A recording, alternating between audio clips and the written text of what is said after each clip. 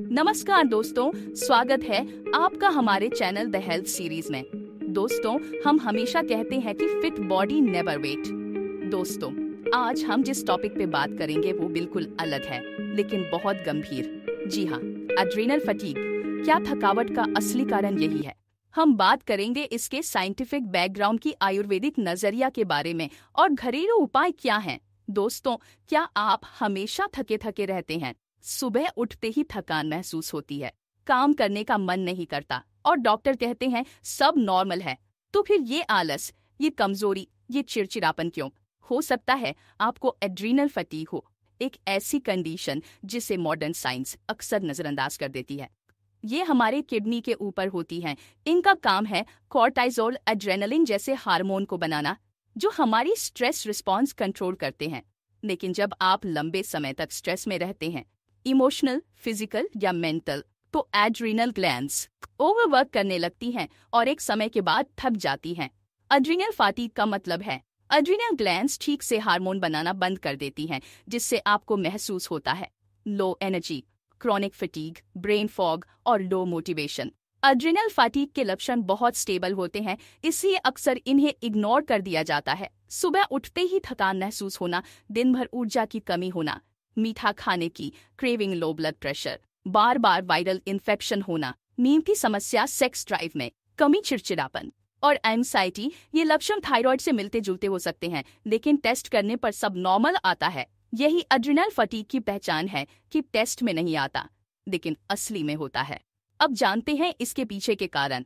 Chronic stress का होना, poor sleep का होना, excess caffeine intake, nutrient deficiency का होना, overworking, emotional trauma, over exercising चियन्ना और लॉन्ग टर्म इलनेस, यानी जब आप लगातार अपने शरीर से काम करवाते हैं लेकिन उसे न्यूट्रिशन, आराम और मेंटल पीस नहीं देते, तो एड्रीनल ग्लैंड्स बर्नआउट का शिकार हो जाती हैं। दोस्तों, वेस्टर्न मेडिकल साइंस में अभी भी एड्रीनल फटीग को ऑफिशियल डायग्नोसिस नहीं माना गया है और अमेरिकन एंडोक्रिन सोसाइटी इसे मिथ मानती है। लेकिन functional medicine doctors, holistic healers और नेचुरोपैथ्स कहते हैं ये बिल्कुल रियल कंडीशन है और लाखों लोग इससे पीड़ित हैं।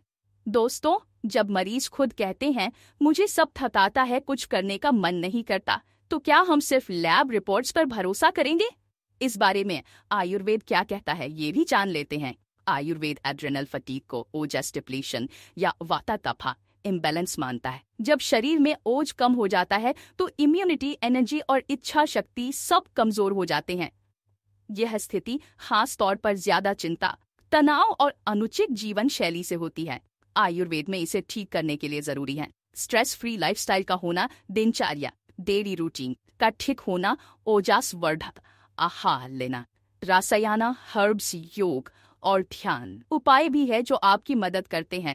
एक अश्वगंधा अडेप्टोजन है, स्ट्रेस कम करता है, एनर्जी बढ़ाता है। 2 शतवरी, महिलाओं के लिए बेहद फायदेमंद।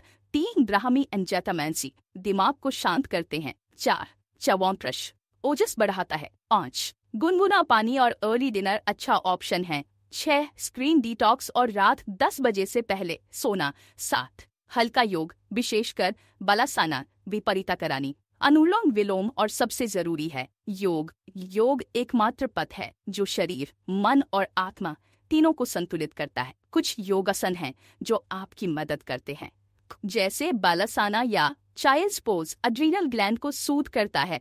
वैपरीता करानी या legs up the wall pose relaxation बढ़ाता है। शवासाना विद ब्रेथ अवेयरनेस, जो कि नर्वस सिस्टम काम करता है। सिर्फ 20 मिनट का योग हर दिन एड्रीनल फटीग की जड़ पर वार करता है।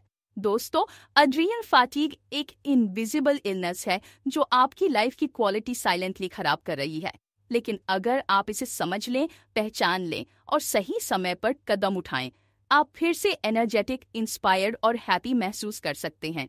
कुछ आदतें आज ही अपनाएं, जैसे आज ही अश्वगंधा लेना शुरू करें, अपनी नींद की क्वालिटी को प्रायोरिटी दें, हर दिन 20 मिनट ध्यान या योग करें और अपने शरीर की सिग्नल्स को नजरअंदाज मत करें। कमेंट में बताएं क्या आपने भी कभी थकावट के इन लक्षणों को महसूस किया है। दोस्तों, अपने और अपने परिवार का ख्याल रखें। मिलते हैं अगले वीडियो में द हेल्थ सीरीज के साथ।